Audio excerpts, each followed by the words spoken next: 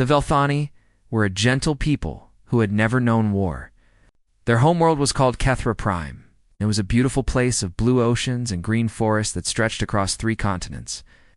For 12,000 years, they had built their civilizations slowly and carefully. They created great libraries filled with the knowledge of countless generations. They built cities of white stone that gleamed under their yellow sun. They composed music and wrote poetry and studied the stars above them. They believed that all intelligent life in the universe shared their love of peace and learning. They were wrong, Elder. Sithani had led her people for nearly 40 years. She was old now, and her smooth blue-gray skin had grown pale with age. Her 4 eyes did not see as clearly as they once did, but her mind was still sharp, and her heart still burned with love for her people. She had guided them through times of plenty and times of hardship. She had watched generations grow and flourish under her care. She had believed that she would die peacefully, surrounded by her family and her friends. She had never imagined that she would watch her entire species die. The consortium fleet arrived on what should have been an ordinary morning. Sithani was in her study reviewing reports from the Agricultural Ministry when her aide rushed in with terror in his eyes. There were ships in orbit, he told her. Hundreds of ships. They had appeared without warning, and they were not responding to any communication attempts. Sithani went to the communication center herself. She stood before the great screen and tried to reach whoever commanded this fleet. She offered greetings in a dozen languages. She offered friendship and trade and cultural exchange. She offered everything she could think of, because that was what the Velthani had always done when they encountered new species. The response came after 3 hours of silence. A face appeared on the screen. It belonged to a creature called High Arbiter Zalith of the Drethi species. He was tall and covered in scales the color of dried blood. His eyes were completely black with no visible pupils or irises. When he spoke, his voice was cold and empty of any emotion that Sithani could recognize. He told her that Kethra Prime now belonged to the consortium. He told her that the Velthani would surrender unconditionally, or they would be destroyed. He told her that she had 1 hour to make her decision. Sithani tried to negotiate. She asked what the consortium wanted. She offered resources and territory and anything else that might satisfy them. She begged him to explain what the Velthani had done to deserve this. Zalith laughed at her. It was a harsh clicking sound that made Sithani feel cold inside. He told her that the Velthani had done nothing wrong. They simply had things that the consortium wanted. Their planet was rich in minerals, and their location was strategically valuable. That was enough. That was all the reason the consortium needed. Sithani asked for more time. She asked for a chance to evacuate civilians. She asked for mercy. Zalith ended the transmission without another word. The bombardment began exactly 1 hour later. The first strikes hit the major cities. Sithani watched from an underground bunker as the capital city burned. Buildings that had stood for thousands of years collapsed into rubble. Parks where children had played became craters filled with fire. The great library that contained the accumulated wisdom of the Velthani. Civilization was reduced to ashes in less than a minute. Sithani sent a message to the Galactic Council. This was the governing body that was supposed to maintain peace among the stars. It included representatives from over 100 different species. The Velthani had been members in good standing for centuries. They had paid their dues and followed all the rules and contributed to every humanitarian effort. They had believed that the Council would protect them if they were ever threatened. The Council responded to her message with official condolences. They expressed their deep concern over the situation. They announced that they would convene an emergency session to discuss possible responses. They estimated that deliberations would take approximately 6 standard cycles. 6 cycles. Nearly 2 weeks by human measurement. Sithani knew that her people would be extinct long before then. She sent messages to individual council members. She begged the Telori Confederacy for military assistance. The Telori had the largest fleet in the galaxy aside from the consortium itself. They responded that they could not risk war over a minor territorial dispute. They wished her well. She contacted the Meridani Republic. They were known for their commitment to justice and fair dealing. They responded that they had non-aggression treaties with the consortium that they could not violate. They expressed hope that a diplomatic solution could be found. She reached out to the Varathi Empire. They sent a strongly worded letter of condemnation to the consortium. Then they did nothing else. One by one, every member of the Galactic Council found a reason to look away. Some claimed neutrality. Some cited treaties and agreements. Some simply did not respond at all. The Velthani had spent centuries building relationships with these species. They had traded with them and learned from them and shared their culture with them. None of it mattered now. When the Velthani needed help, the galaxy abandoned them. The bombardment continued for 3 days. The consortium ships moved methodically across the planet, destroying every city and every town and every village they could find. They targeted hospitals and schools and shelters. They made no distinction between military targets and civilian ones, because to them, there was no difference. The Velthani were simply obstacles to be removed. Sithani gathered the survivors and led them into the deep cave systems beneath the mountains. These caves had been carved by underground rivers over millions of years. They stretched for hundreds of kilometers in every direction. The consortium could not easily reach them here. There were perhaps 10,000 survivors, 10,000 out of a population that had once numbered 8 billion. Sethany looked at their faces in the dim light of emergency lanterns. She saw terror and grief and despair. She saw children clinging to parents who did not know how to comfort them. She saw the elderly sitting in silence with empty eyes. She wanted to tell them that help was coming. She wanted to give them hope, but she could not lie to them. No help was coming. The galaxy had forsaken them. They would die here in these dark caves, and no one would remember they had ever existed. Sithani closed her 4 eyes and listened to the distant rumble of explosions above. She thought about all the things her people would never accomplish, all the songs that would never be sung, all the children who would never be born, all the knowledge that would be lost forever. She did not know that far across the galaxy, a species called humans had received her distress call. She did not know that these humans came from a world so harsh and violent that the rest of the galaxy called it a death world. She did not know that unlike everyone else in the galaxy, these humans had a very different response to seeing innocent people die. She did not know that. Humanity was coming, and humanity did not know how to look away. The message had been traveling through space for 3 days before it reached the outer patrol stations of human territory. It bounced from relay to relay across the vast emptiness between stars. It was weak and filled with static, but the words were clear enough. Someone was dying. Someone was begging for help, and no one else in the galaxy was answering. Commander Lisa Grant was 42 years old. She had served in the United Human Nations Navy for 20 years. She had fought pirates in the asteroid belts of Sol System. She had led rescue missions in the burning atmosphere of Venus. She had faced death more times than she could count.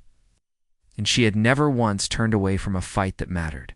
She stood on the bridge of the heavy cruiser Resolute and listened to the distress call for the 3rd time. The face on the screen was alien. Blue-gray skin and 4 eyes arranged in a diamond pattern. The creature was clearly terrified. Her voice shook as she spoke, but she kept talking anyway. She identified herself as Elder Sithani of the Velthani people.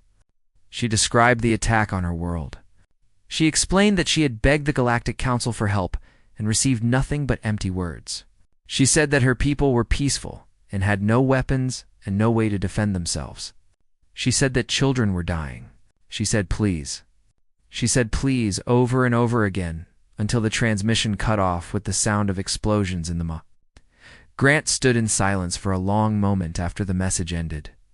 Around her, the bridge crew waited. They had all heard the message. They all knew what it meant. Lieutenant Commander Daniel Hayes was her second in command. He was a tall man with dark skin and steady hands. He had served with Grant for 8 years, and he knew her better than almost anyone. He looked at her now and saw something dangerous in her eyes. "That transmission is 3 days old," he said quietly. "The Velthani homeworld is 6 days away at maximum speed. Even if we left right now, we might arrive too late," Mike Grant repeated. "The consortium has over 200 ships in that system. We have one cruiser and a crew of 300. The math does not favor us. No, it does not. Ace waited. He knew there was more coming. Grant turned to face her crew. There were 12 officers on the bridge, and every one of them was watching her. She saw fear in some of their faces. She saw uncertainty in others. But she also saw something else. She saw the same thing she felt burning in her own chest. She saw anger. I have been monitoring the Galactic Council communications, she said. Every major power in this galaxy has found a reason to do nothing. The Telori are afraid. The Meridani are hiding behind treaties. The Varathi sent a letter. Let that word hang in the air. A letter. 8 billion people are being exterminated, and the best the galaxy can offer is a letter. She walked to the main view screen and pulled up a map of human space. It was small compared to the great empires of the galaxy. Humanity had only achieved faster than light travel 50 years ago. They were newcomers to the galactic stage. Most species barely knew they existed. Y'all know what the galaxy thinks of us, Grant continued. They call Earth a death world. They say, our planet is too dangerous for intelligent life. They say, our gravity is crushing, and our weather is violent, and our wildlife is savage. They say it is a miracle we survived long enough to reach the stars. She smiled, but there was no humor in it. They are right. Earth tried to kill us every single day for millions of years. Predators hunted us. Diseases ravaged us. Ice ages and droughts and floods and earthquakes tested us over and over again. And every single time, we refused to die. We adapted. We fought. We survived. That is what humans do. We survive. She turned back to face her crew. The Velthani are not like us. They evolved on a gentle world where nothing tried to eat them. They never needed to learn how to fight. They never needed to develop weapons or tactics or the instinct to kill. They are scholars and artists and dreamers. And right now they are dying because no one in this galaxy has the courage to help them. Chief Medical Officer Patricia Vance spoke up. She was a small woman with gray hair and kind eyes. She had spent 30 years healing the sick and wounded. Commander, with respect, we are talking about a suicide mission. We cannot defeat the consortium fleet. We will die, and the Velthani will still die, and nothing will have changed.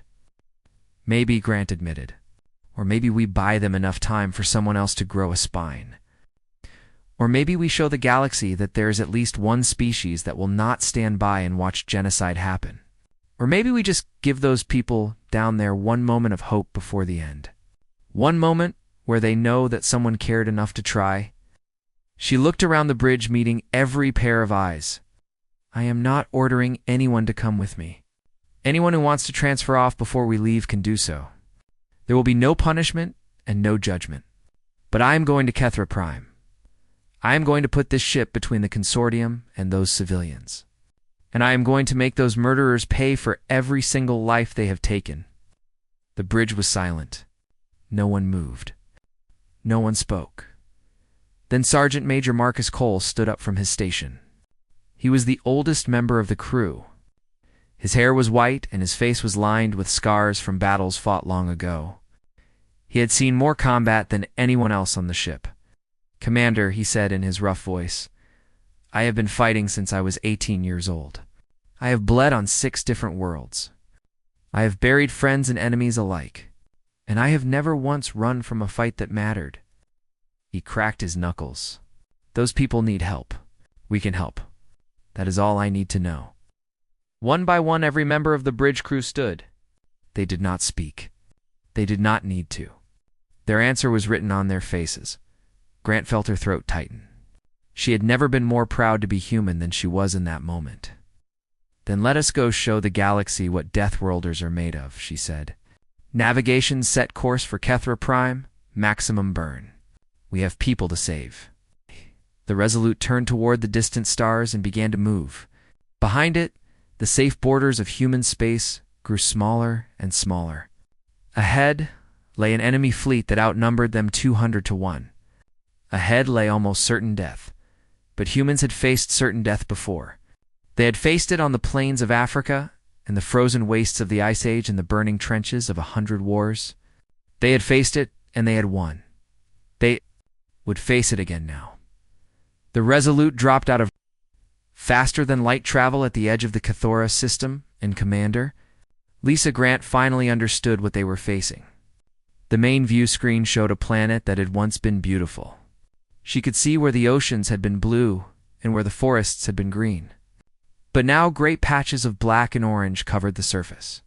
Fires burned across entire continents. Smoke rose into the atmosphere in thick columns that could be seen from orbit. The world was dying, and between the Resolute and that dying world sat the Consortium fleet. Grant counted the ships on her tactical display. 217 warships arranged in a perfect formation around the planet. They ranged from small patrol craft to massive battleships bristling with weapons. The flagship alone was nearly 5 times the size of the Resolute. Its hull was covered in weapons platforms and sensor arrays. It hung in orbit like a predator watching its prey. "They have seen us," Lieutenant Commander Hayes reported from his station. "Multiple ships are breaking formation. They are moving to intercept," Grant nodded. She had expected this. The Consortium would not ignore an unknown vessel entering their acclaimed territory. They would investigate first, and then they would attack. That was how they operated. That was how they had conquered dozens of worlds. How long until they reach weapons range? Approximately 12 minutes at current speed. Good, that gives us time to talk. Grant turned to her communications officer. "Lieutenant Price, open a channel to the Consortium flagship. All frequencies. I want to make sure they hear every word." Lieutenant Amy Price was young but talented. She had graduated top of her class at the Communications Academy, and she had never failed to complete an assignment. Her fingers moved across her console with practiced speed.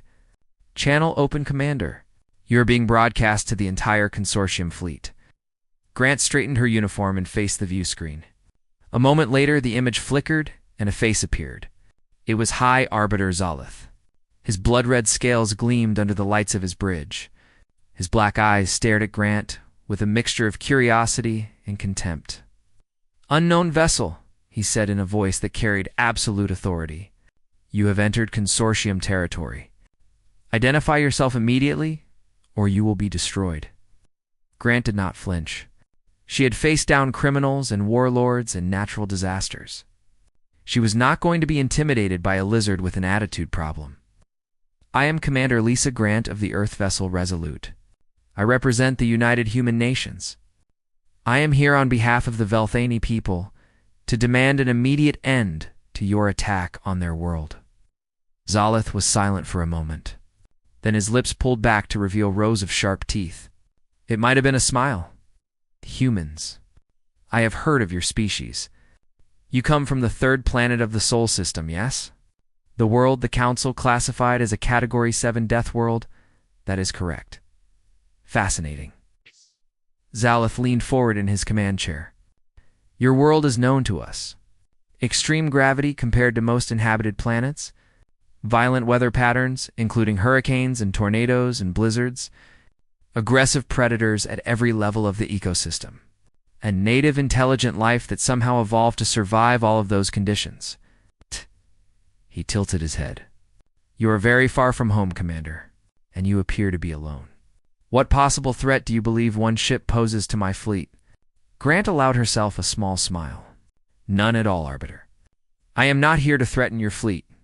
I am here to give you one chance to leave this system peacefully." Zalith laughed. It was an ugly sound, like bones breaking. "You amuse me, human. I will give you exactly one opportunity to turn your ship around and return to your death world. Take that opportunity, and I will consider your presence here a minor curiosity not worth pursuing.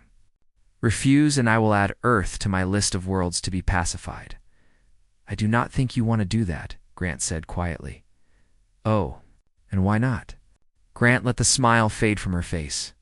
When she spoke again, her voice was cold and hard. "Because we are not like the Velthani. We know how to fight. We have been fighting since before we could walk upright. We fought predators that wanted to eat us.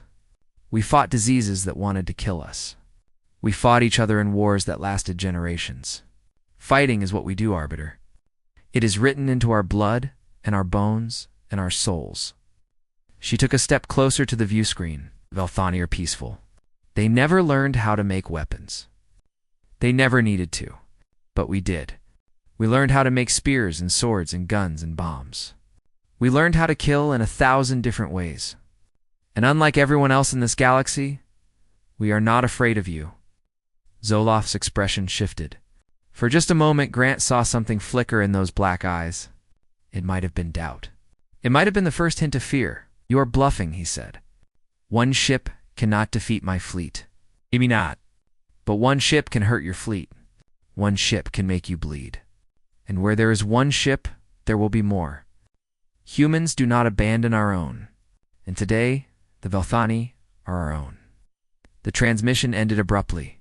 Zaloth had cut the con. CTI-Hayes looked at Grant with something like admiration in his eyes. That was quite a speech, Commander. It was the truth. Grant turned to face her crew. All hands battle stations. Charge all weapon systems and raise shields to maximum. Today we find out what the Resolute can really do. The bridge erupted into controlled chaos. Officers moved to their stations with practiced efficiency. Alarms sounded throughout the ship as crew members prepared for combat. In the engine room, Chief Engineer Robert Perry pushed the reactors to full power. In the medical bay, Dr. Vance prepared for casualties. In the weapons bays, gunners loaded missiles and charged energy cannons. The Resolute had been built for war. She was one of the most advanced warships humanity had ever created. Her hull was reinforced with composite armor that could withstand direct hits from most weapons. Her engines could push her to speeds that would tear lesser ships apart. Her weapons were designed to punch through shields and armor with devastating efficiency, but she was still just one ship against two. 100 Grant watched the tactical display as the consortium interceptors drew closer. 20 ships were heading toward them now. Each one was larger than the Resolute. Each one carried enough firepower to reduce a city to rubble. Weapons range in 30 seconds, Hayes reported. Grant gripped the arms of her command chair. Her heart was pounding, but her hands were steady. This was what she had trained for. This was what humans had been training for since the first caveman picked up a rock and decided to fight back against a world that wanted him dead. All weapons lock on the lead ships, she commanded. Fire on my mark. The consortium ships opened fire first. Beams of burning energy streaked across the void toward the Resolute. The ship shuddered as the first impacts hit the shields. Grant smiled. Now let us show them what a Deathworlder can do. All weapons fire, the Resolute answered with thunder. The first consortium ship exploded 3 seconds after the Resolute opened fire. Its shields flickered once and then collapsed under the concentrated barrage of human weapons. The hull tore apart like paper, and the ship became an expanding cloud of fire and debris. Before the light of that explosion had faded, 2 more ships followed it into oblivion. High Arbiter Zaloth stood on the bridge of his flagship and watched his tactical display with disbelief. 3 ships destroyed in less than 10 seconds. 3 ships crewed by hundreds of trained soldiers reduced to nothing by a single enemy vessel. Impossible, he whispered, but the evidence was right in front of his eyes. The human ship was moving through his interceptor group like a predator through helpless prey. It did not fight the way other species fought. It did not form neat lines or follow predictable attack patterns. It moved constantly changing direction and speed in ways that seemed almost random. One moment it was here. The next moment it was somewhere else entirely. And every time it moved, another consortium ship died. All ships concentrate fire on the human vessel, Zoloth commanded. Destroy it now. 50 ships broke from the main formation and moved to engage the Resolute. They surrounded it from all sides, pouring weapons fire into its shields. The space around the human ship became a storm of energy beams and missiles. No vessel could survive such an assault. No vessel had ever survived such an assault. The Resolute survived. On the bridge, Commander Grant held tight to her chair as the ship shook under the barrage. Alarms screamed from every console. Sparks flew from damaged systems. But the shields held. The armor held. And her crew kept fighting. Shields at 62%, Hayes reported. Minor hull breaches on decks 7 and 12. Damage control teams are responding. Keep us moving, Grant ordered. Do not let them pin us down. Helm execute evasive pattern Delta 7. Weapons target the nearest battleship and fire everything we have. The Resolute rolled and dove through the enemy formation. Lieutenant Kevin Shaw at the helm was one of the best pilots in the fleet. His hands danced across his controls, making adjustments faster than conscious thought. He flew the ship like it was an extension of his own body, pushing it to limits that would have torn apart any vessel built by another species. Humans had evolved on a high-gravity world. Their bones were dense and their muscles were strong. They could endure forces that would kill most other intelligent beings. Human ships were built to the same standard. Were other species designed for comfort, humans designed for survival? The consortium was learning this lesson the hard way. Another battleship exploded as the Resolute's weapons tore through its defenses. Then another. Then another. The human ship wove through the enemy fleet, leaving destruction in its wake. It took hits that would have crippled any other vessel and kept fighting. It executed maneuvers that should have been impossible and kept fighting. It faced odds that should have been hopeless and kept fighting. Because that was what humans did.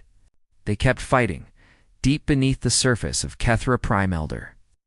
Sithani huddled in the caves with the last survivors of her people. The ground shook above them. Dust fell from the ceiling with every distant explosion. Children cried in the darkness and their parents held them close with nothing to offer but comfort. Sithani had accepted death. She had made peace with the end of her species. She had prayed to whatever gods might be listening, that the end would come quickly and without too much pain. Then her communication device crackled too. Life. Elder Sithani. This is Commander Lisa Grant, of the human vessel Resolute. Do you read me? Sithani stared at the device in her hand. For a moment she thought she was dreaming. For a moment she thought the stress had finally broken her mind. I read you, she managed to say. Who are you? How are you here? We received your distress call 3 days ago. We came as fast as we could. There was warmth in the human's voice, but there was also something harder beneath it. Something fierce and unyielding. We are engaging the consortium fleet in orbit. We are going to buy you as much time as we can. You came for us? Sithani felt tears forming in her 4 eyes. But the council said no one would help. They said we were on our own. The council was wrong. You are not on your own. Not anymore. Above the planet, the battle raged on. The Resolute had destroyed 17 consortium ships, but it was taking damage now. Real damage. The shields were failing. The hull was breached in multiple locations. Fires burned in the lower decks. Crew members were dying. Dr. Vance worked frantically in the medical bay, surrounded by wounded soldiers. She had run out of beds hours ago. She had run out of some medications. But she kept working because stopping was not an option.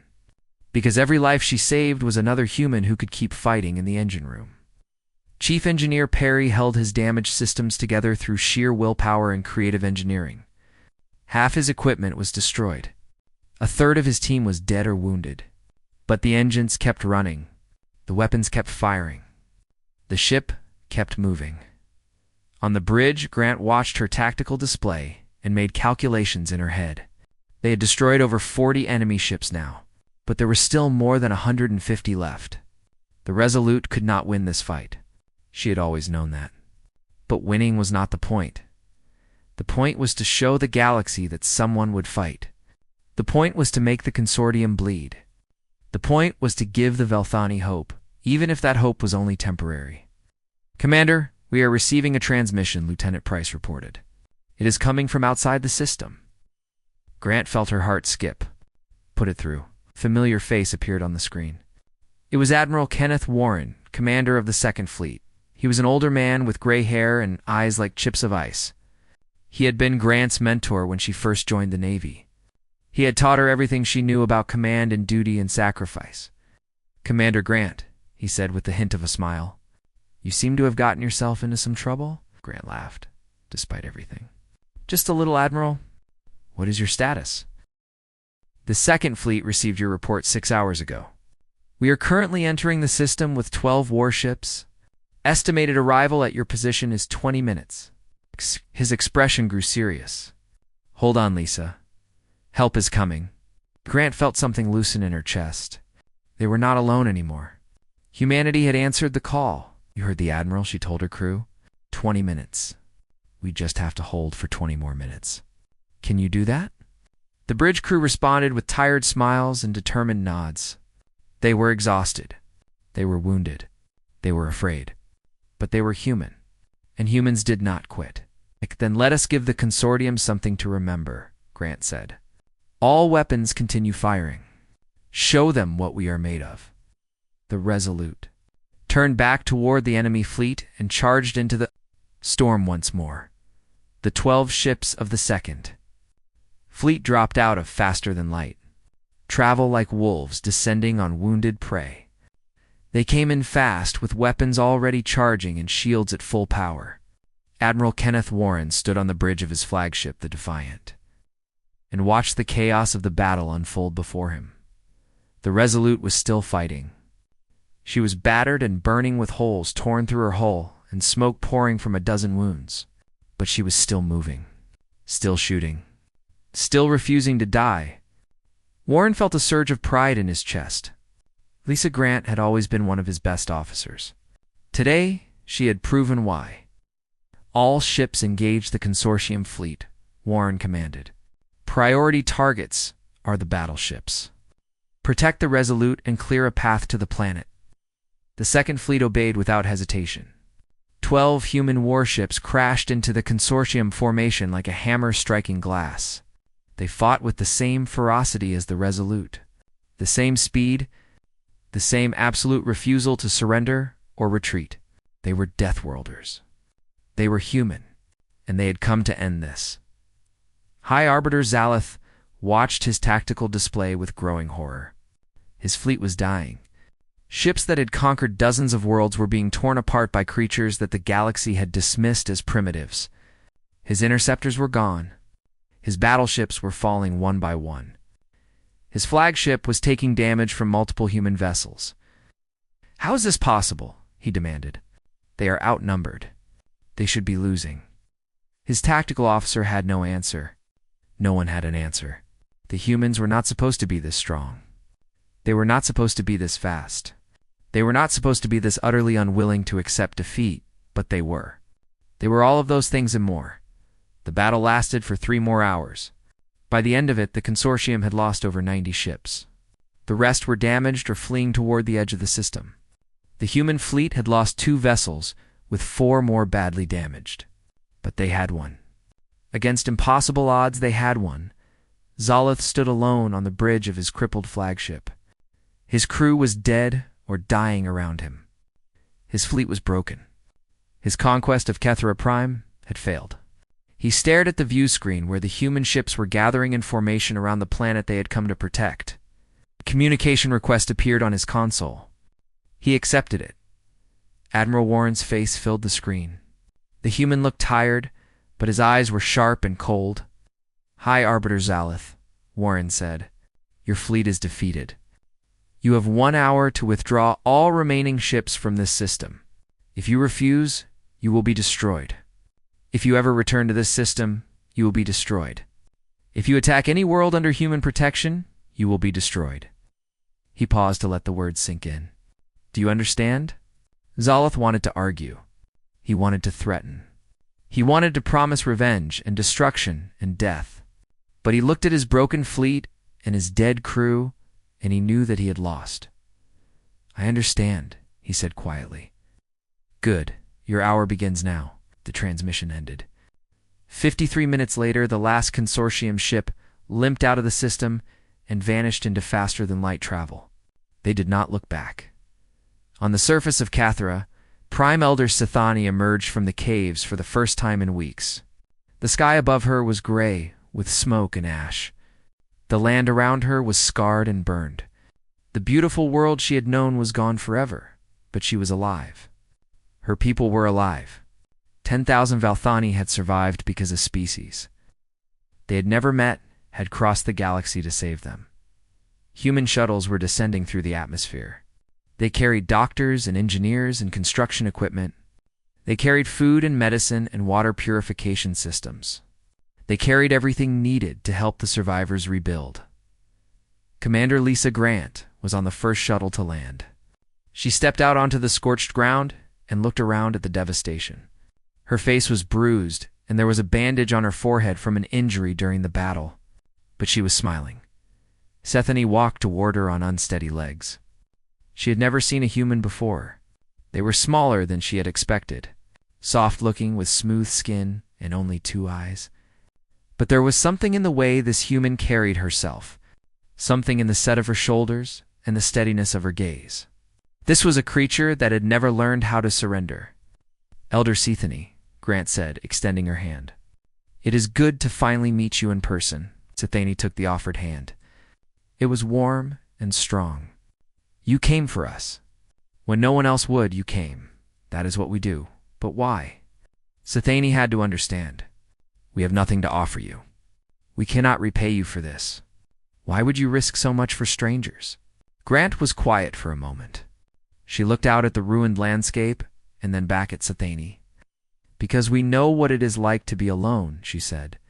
"Humans evolved on a world that tried to kill us every single day. We had no one to help us, no one to protect us. We survived because we refused to give up.